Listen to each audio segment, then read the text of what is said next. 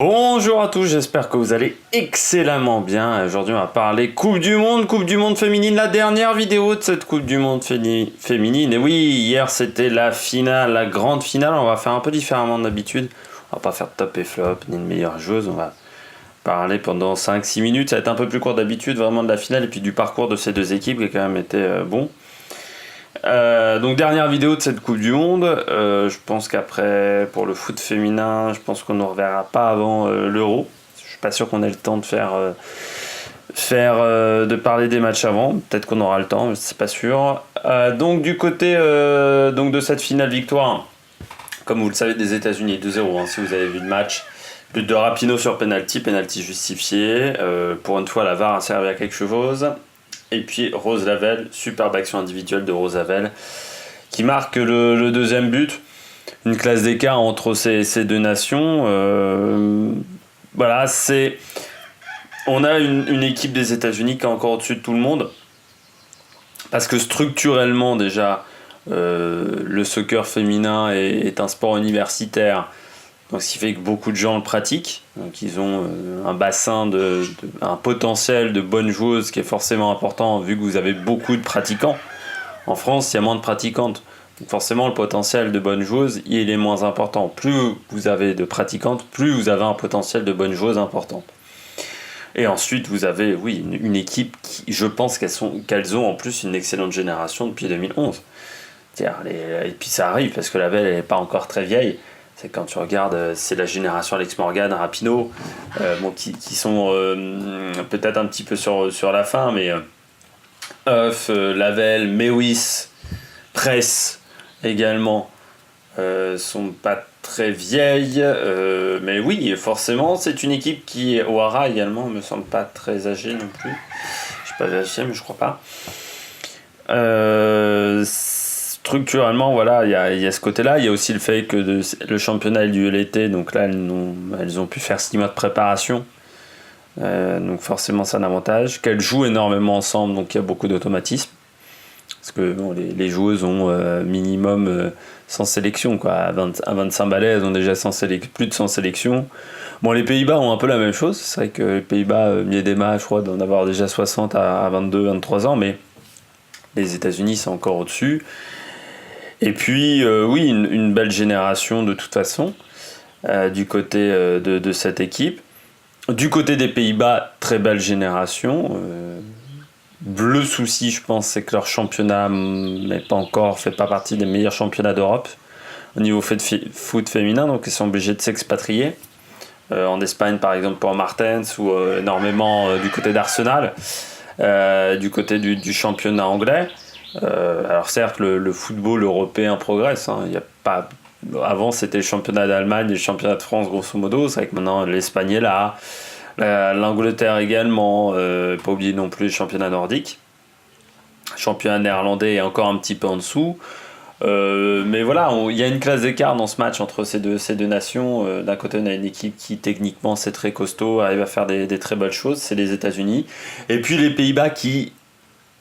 Pourtant, techniquement, je pense, avait la capacité de mettre en difficulté cette équipe, mais n'ont pas pris le match peut-être du bon côté en voulant trop bien faire, trop défendre. Vraiment pas se prendre de but face aux États-Unis, tu sais que tu vas te prendre des buts. Donc c'est pas la peine de te dire je vais défendre en reculant à mort. De toute façon, tu vas te prendre un but. Moi, je pense que ça aurait été plus intéressant de vouloir quand même pratiquer du football offensif comme elles savent le faire. Là, elles ont joué un petit peu contre nature, les Néerlandaises. Et ce qui fait qu'elles n'ont pas fait un bon résultat. Au final, donc, victoire 2-0. Les États-Unis gagnent leur 4e Coupe du Monde. Incroyable.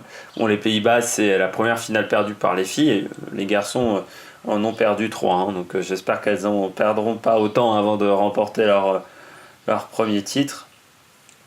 Voilà, mais après les Néerlandaises, on sait que le potentiel est encore énorme avec des joueuses qui sont encore jeunes, des joueuses qui en plus pendant cette Coupe du Monde n'ont pas été très performantes. Van de Sanden, moi je regardais là, Linke Martens, ça n'a pas fait une grande Coupe du Monde.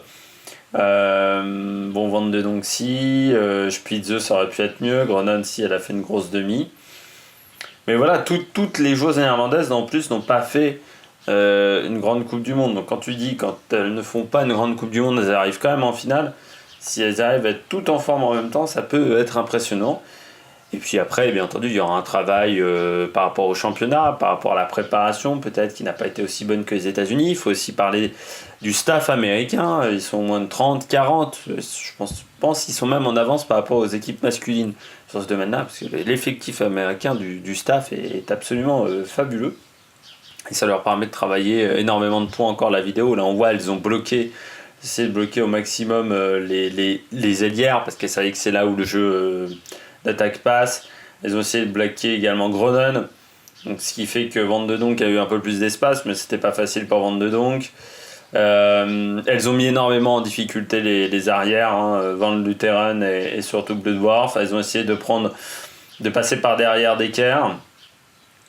Donc voilà, elles avaient compris comment marchaient les Pays-Bas. Ça, c'est encore un énorme travail tactique. Très bien fait. Donc voilà, ça a été une finale fermée, mais une finale intéressante où on voit que les États-Unis gagnent avec leur qualité et que les Pays-Bas perdent parce qu'elles n'ont pas voulu jouer avec leur qualité et qu'elles ont été un petit peu trop frileuses dans cette rencontre. Sinon, au niveau de la Coupe du Monde, est-ce que c'est une belle Coupe du Monde ? C'est une Coupe du Monde pas mal. C'est une Coupe du Monde exceptionnelle, non.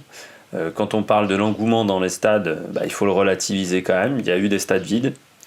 Toutes les places dans les stades n'étaient pas forcément en vente. Je parlerai par exemple du stade de la Mousson ou du stade de Nice, où les tribunes du haut étaient parfois pas données à la vente. Il y a eu des matchs dans des stades vides. Je dirais Nice a été Nice, un peu Montpellier, mais Nice surtout, le stade a été régulièrement vide pour des rencontres avec par exemple Angleterre-Écosse, ça sonnait creux. Donc voilà, est-ce qu'il y a eu un engouement magnifique ? Ça aurait été plus facile, je pense, en termes d'engouement. Pour conserver cet engouement, si la France avait été en finale ou au moins en demi-finale. C'est vrai que s'arrêter en quart, c'est toujours un peu complexe. Il y a un petit goût d'inachevé. Donc après l'engouement, on verra. Après, est-ce qu'il y aura des filles dans les formations ? On verra. Je pense qu'il faut déjà les accueillir. Mais la question est surtout de savoir si on arrivera à les amener vers de la haute performance. Il faut qu'on professionnalise encore plus notre championnat. Par ça, ça passera par les médias, donc par les gens qui regardent derrière les télés. Et puis, du côté du foot féminin, peut-être que Gianni Infantino a enfin compris que le foot féminin pouvait intéresser des gens, et pas simplement que dans 2 ou 3 pays. On a vu les audiences en Italie, au Brésil même, étaient assez importantes. Et donc éviter qu'il y ait 3 finales le même jour. Et puis, il y a l'objectif également de passer à 32 équipes pour la Coupe du Monde féminine. Et ça serait également pas mal, même si on risque d'avoir beaucoup de matchs déséquilibrés. La première année, on passera en 32 équipes, parce qu'on voit que déjà, avec 24, on avait quelques matchs déséquilibrés. Donc ce phénomène-là sera accentué avec 32 équipes. Donc voilà, j'espère que vous avez aimé cette vidéo. J'espère que vous avez aimé toutes ces vidéos en Coupe du Monde. N'hésitez pas à réagir dans les commentaires, n'hésitez pas à mettre un pouce bleu, à vous abonner à la chaîne. Et puis nous, on se retrouve pour du cyclisme, il y a le Tour de France. Et puis peut-être pour d'autres aventures au niveau du football féminin. Allez, ciao ciao sur l'Amérique Production.